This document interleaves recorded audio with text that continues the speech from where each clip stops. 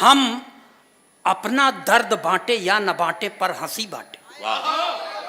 हम अपना दर्द बांटे या न बांटे पर हंसी बांटे, भुलाकर सारे गम अपने सभी के संग खुशी बांटे। है यारी मौत से अपनी वो एक दिन आके मानेगी, तो उसके आने तक क्यों न सबको जिंदगी बांटे। देखिए ये इस लड़के, इन्होंने हरियाणा वाले ने कल्पना बताया कि जब मैं इतने क्लास में पढ़ता था, ये सब कल्पना की चीज है। ओरिजिनल पोएट मैं आपके सामने खड़ा हूं। मगर अब मुसीबत यह है कि आप भाजपा की नगर महापौर हैं, तो भाजपा के खिलाफ पढ़ नहीं सकते। अब पढ़ने का मन है।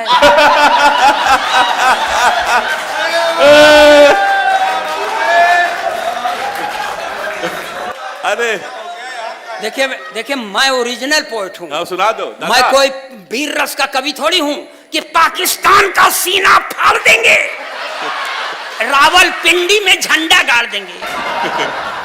काहे गाड़ दे वो भाई साहब, यहाँ जगह कम है का?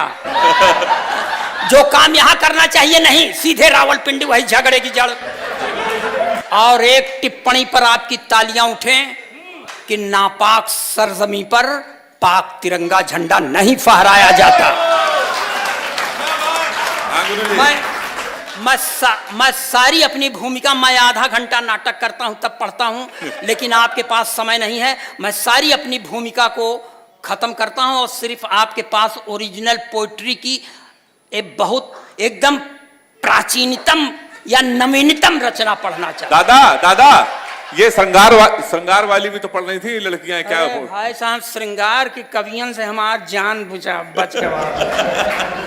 इस श्रृंगार का कवि आके पढ़ देगा, मैं तेरी जुल्फ के साए में शाम कर लूंगा। साला जुल्फ नहीं नगर निगम का गोदाम हो गया है क्या?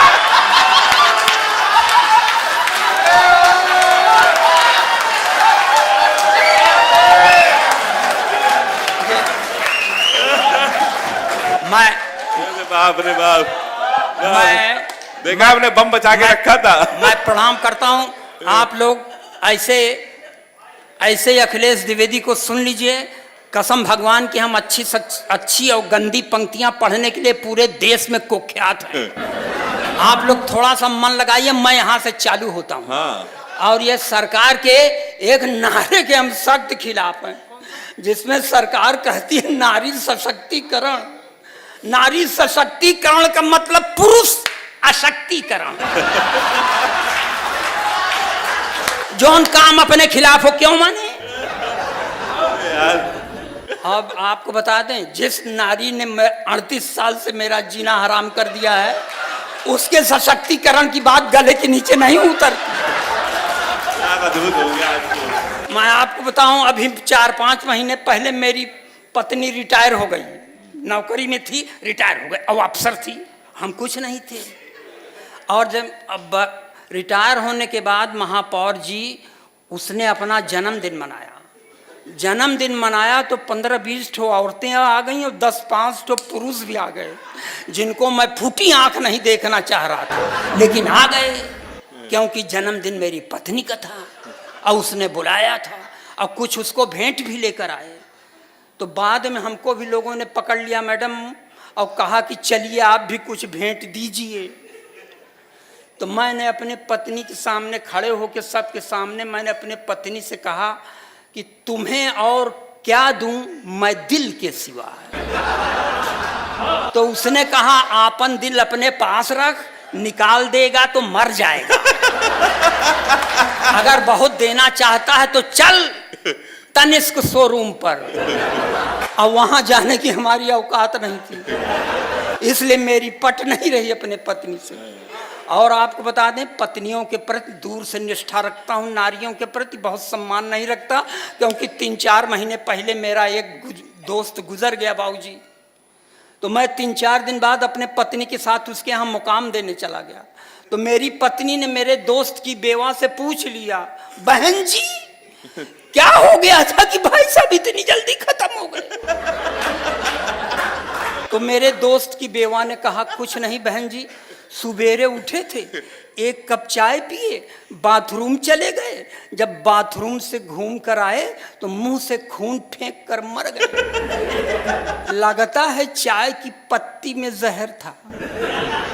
इतना सुनने के बाद मेरी औरत ने मुझे घूर कर देखा और उसकी ओर मुखातिब होकर कहा, वही 2-4 चम्मच चाय की पत्ती दे दे।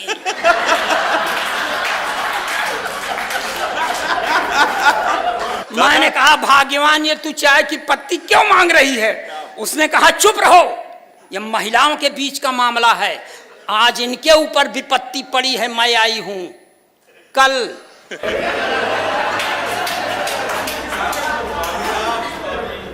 स्वामी हो जाए, स्वामी वाला। तो ये है, बताएं आप, सुनिए, देखिए अब यहां से कविता सुना रहा हूं। एक जिला स्तरीय नेता थे, उन्होंने एक राष्ट्रीय पार्टी का गठन किया और उसके प्रचारार्थ वो रायबरेली चले गए जी। अब सुनना ये। तो रायबरेली में उनको एक द्विवेदी ने एक कंटाप खींच कर मारा और द्विवेदी ये कर सकता था और किसी की बस की बात नहीं थी। तो दूसरे दिन अखबार में छपा मैडम कि रायबरेली में स्वामी को कंटाप, और ये शब्द हमने पकड़ लिया। तो देखिए ओरिजिनल पोएट्री का यह क्लासिकल टच में हाथ से पढ़ने का प्रयास करता है। देश का अकेला कवि जो ये करने में सक्षम है भाई अमित जी। प्रतीक। हाँ, मेरे पहले 1-2 ठो थे, भगवान को प्यारे हो गए और मेरी तबीयत भी बहुत ठीक नहीं रहती, फिर भी मैं यह अपाहिज जख्मी हालत में यह ओरिजिनल पोएट्री क्लासिकल टच में पढ़ा। हाँ दादा सुनिए कि कैसा लगा कंटा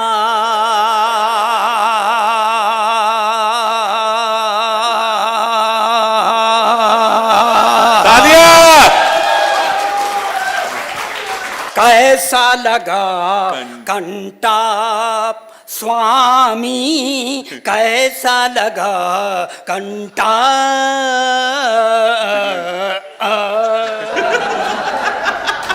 ये क्लासिकल है। राया बरेली में मापा धानी सा, मापा धानी सा, मापा धानी सा।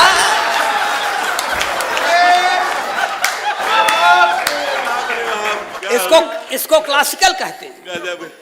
अभी कहते हैं रायबरेली ना आपको सुनने में मजा आया कि ना हमको कहने में मजा, मगर जब क्लासिकल में कि राया बरेली में जो पाए बिना भाव के आप स्वामी, कैसा लगा कंटाप स्वामी, कैसा लगा कंटाप।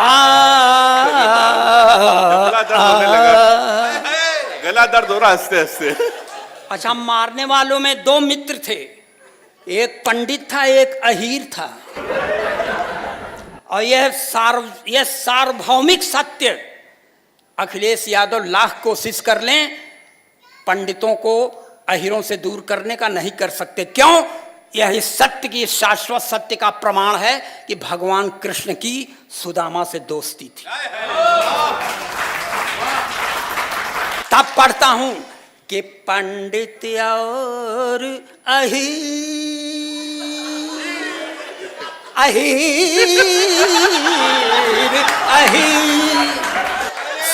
सा रे रे गागा मामा पापा धाधा नी सा सा। पंडित और अहीर की जोड़ी पकड़ के ऐसी बहिया मोरी, पंडित और अहीर की जोड़ी पकड़ के ऐसी बहिया मोड़ी, आरत स्वर में मुंह से बोले, अरे बाप रे बाप स्वामी, कैसा लगा कंटाप स्वामी, कैसा लगा कंटाप।